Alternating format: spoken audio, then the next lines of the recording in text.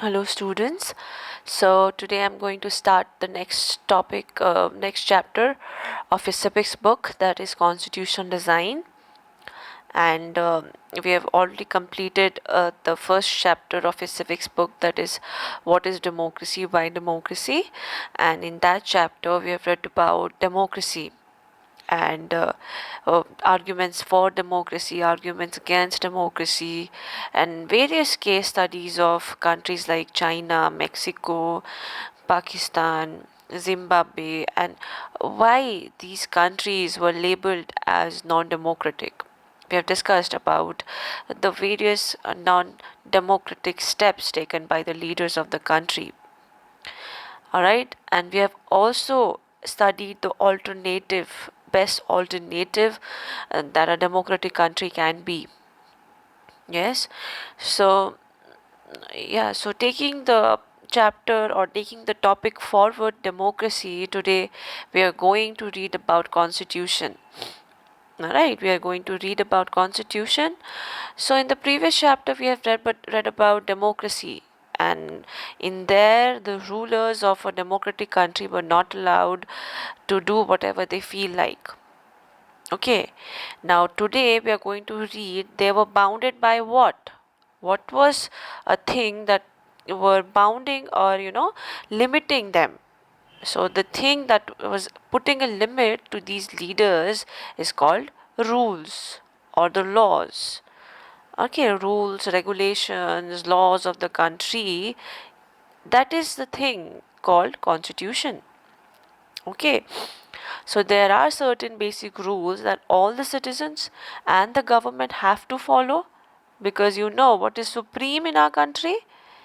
What is supreme in our country? It's not any leader, it's not any personality, no, it's our laws that is supreme. No prime minister, no president, no chief minister, no one. It's just our laws that is supreme. It's just our laws that is guiding us. Okay, and not a single individual can rule or superpower us, the constitution, no. So all such rules together are called constitution. All right, and as the supreme law of the country or land, the constitution determines what our rights, what are rights, or what are freedom that we get, or the powers of the government, how much power a government or a particular prime minister, a particular president, a particular chief minister, or any member of parliament they have, what are their powers, and how the government should function. Everything is been written in our constitution. Okay, and now you have to think and analyze, why do we need a constitution? What is the need of a constitution? What will happen if we don't have a constitution? Okay, and how are the constitution drawn up? Who has given us the constitution? Is there someone who has given us the constitution, or there was any supreme entity who has just given us the constitution, or it's just us who has prepared the constitution? So we have to analyze that. Okay, and who designs them? Who is the one who has designed the constitution? That constitution of India should look like this. Okay, and what are the values that has been put up in making the constitution? And once the constitution is accepted, can we change later on? Because see, because once we prepare a constitution, and every year or every second we are growing, the society is changing. So a constitution should be something that is flexible. Okay, that is flexible, and it should be rigid as well, because if it is not rigid, then anyone can come, anyone can make changes, and it can be a dictatorship again. Okay, so we have to be very cautious with our rules. We have to be very cautious. We have to be very, we have to be very protective of our constitution. We cannot be ignorant. So we have to choose a constitution that is transparent, or that is accommodative, okay, that gets accommodated with the changes outside even. Okay, so the very first topic of the chapter is democratic constitution in South Africa. All right, so we are going to read about South Africa. So South Africa is a country located in which continent? It is located in Africa. Africa, the continent. South Africa is located in the southernmost tip of the African continent. So we are going to discuss about the country South Africa. So here we can see a quote given by Nelson Mandela. So who is Nelson Mandela? He is the first elected president of South Africa, the first black president, you can say, and he's also the father of South Africa. He has fought against certain practices that was there of inequality in South Africa. He went to jail. We are going to discuss that. Okay, so here's the quote: I have fought against white domination and I fought against black domination. So he has fought against both the domination because he wanted equality in the country. Okay, he wanted to protect the freedom, equality, rights of the people. That is why he has fought against all type of domination in the country, because he cherishes the ideal of democratic and free society in which all persons live together in harmony and equal opportunities given. And it is an ideal which I hope to live for and to achieve. Okay, this quote is being said by Nelson Mandela. But if needs be, it is an ideal for which I am prepared to die. So he can give his life, he can die for people, he can die for these ideals. So, which ideals? Equality, justice, freedom, equal opportunity should be given to all. So, this is one of the leaders who was ready to give up his life. Okay. Now, this was Nelson Mandela being tried for treason. Now, what is treason? Treason meaning if you are found, against the country, if you are giving statements against the country, if you are not obeying the country's rules, regulation, if you are found, disobeying the orders of the government, then the offense or the attempt, the government can take you into prison. Okay, because you are found of disobeying the laws, if you are found giving statements against the country, so it is a kind of treason, so you can be taken to prison. So, okay, so Nelson Mandela, under the charges of treason by the white South African government, he and other 7 leaders were taken to prison in 1964. Okay, also he was opposing the apartheid regime. Now, what is apartheid? Apartheid means the struggle, okay, that racial discrimination against racial discrimination in the country. Okay, because you know that South Africa was also the country where the Europeans had captured. Now, apartheid means a policy of racial segregation, meaning separating white from black. Okay, and blacks were ill treated in South Africa, and this apartheid was started in the year 1948, and this continued till the year 1990, you can say. All right, so he went to jail in the year 1964 and he came out in the year 1992. Okay, he was there in jail in 28 years. All right, and he was taken to a prison it was a very dreaded prison in Robben's Island. Now, what was the struggle against this apartheid? You know what is apartheid? It was the name of a racial discrimination against the black, okay, the white Europeans that got settled in South Africa. You know that India was also under the Europeans, like India was also a colony, okay, where the Britishers or the all the European countries like Portuguese, France, they have settled in our country as well as in South Africa, and it was a colony. So during the 17th and 18th centuries, the trading companies, they have come. Okay, they have, like the way they have occupied India, they have also occupied South Africa. A large number of whites had settled in South Africa, and they became the local rulers there. Like in India, you know it very well.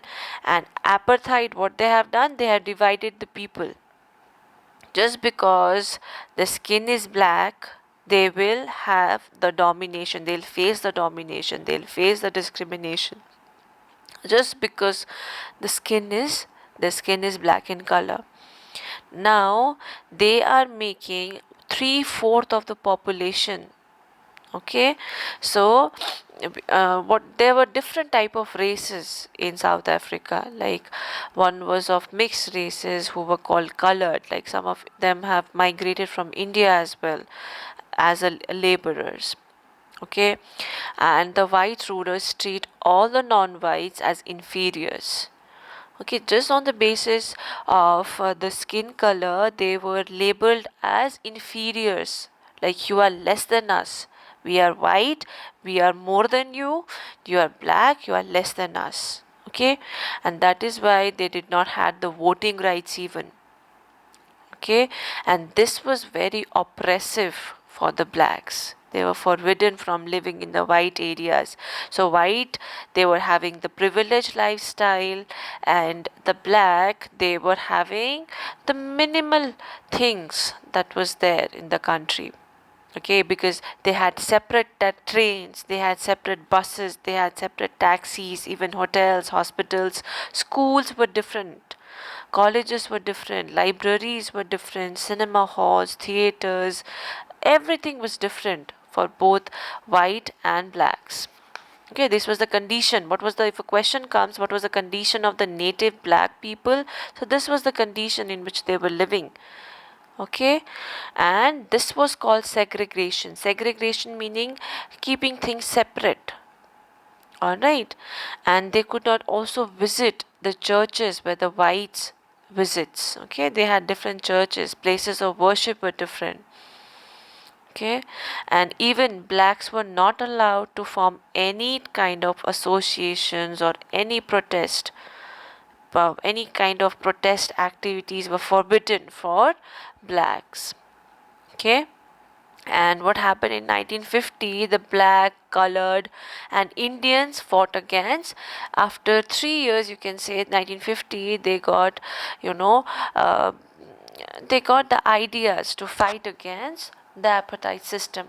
And there was one umbrella association. Umbrella association or organization mean that incorporates all the small organizations into one. Okay, small organization had a big party, and that party incorporated all the small organization, and that party's name was African National Congress.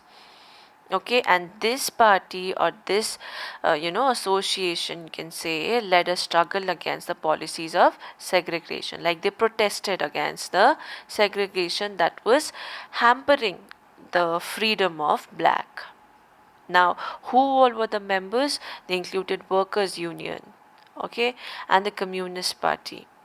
And even though some sensitives white, like they actually had compassionate feelings for the black, and they had also joined the struggle in order to support the to in order to liberate the black from the whites. Okay, and several countries, they have de-announced that this apartheid was unjust and it was racist, but the white racist government continued. They just continued to torture, killing thousands of black, even the colored. Only white were having the privileged position in South Africa in the year 1947 to 1990. So for this approximately 50 years they were dominated. All right, now what happened is, next topic is towards a new constitution. Now the white regime changes policies. All right, they change its policies, the discriminating, after meanwhile, like for the 50 years, when people realized that this is misleading us, this is misleading our rights, then people started struggled, people struggled against it. They fought against all these policies, and slowly, when the white regime understood that this is the time that we must give up this racial discrimination, then they started changing its policies. Discriminating laws were repealed, and ban on whatever the ban that was put on the parties or the organization, that was also lifted.